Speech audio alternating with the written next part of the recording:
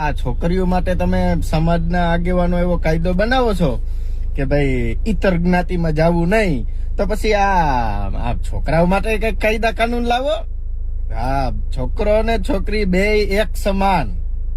હા, છોકરાને ઇતર જ્ઞાતિમાં લગ્ન કરવા જવાનું કે નહીં, કે એની બીજા જ્ઞાતિની છોકરીઓને અહીં આવવાનું કે નહીં, તો આ એ તમે નક્કી કરો, બેનર મારો. હમણાં 2-3 કાર્યક્રમો જોયા કે ભાઈ આપણી દીકરી આપણા સમાજમાં, તો આપણો દીકરો આપણા સમાજમાં કે પછી બીજા સમાજમાં. તો સાહેબ, અત્યાર સુધી તમે વિડીયો જોયો હોય તો બન્ની ગજેરાએ જે કીધું એને લઈને તમે કમેન્ટ કરવાનું બિલકુલ પણ ના ભૂલતા. અત્યારે વાત કરવામાં આવે તો આરતીબેન સાંગાણી કે જેમને મિત્રો અત્યારે સોશિયલ મીડિયામાં ચર્ચાનો વિષય બનાવી નાખ્યો.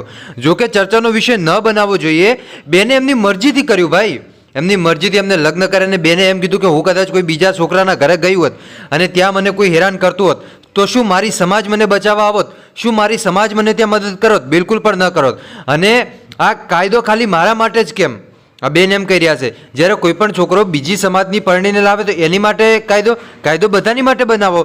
અને મેં કોઈ આજે નથી કર્યું, તમે કે જોતા આવતા હશો, ઘણા બધા લોકો આવું કરતા હોય છે.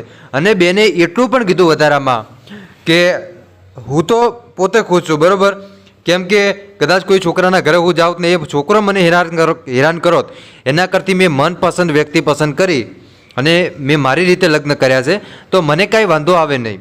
આ બેન એમ કહી રહ્યા છે. અને એને લઈને ક્યાંક ને ક્યાંક બન્ની ગજેરા પણ સાહેબ મેદાનની અંદર ઉતર્યો.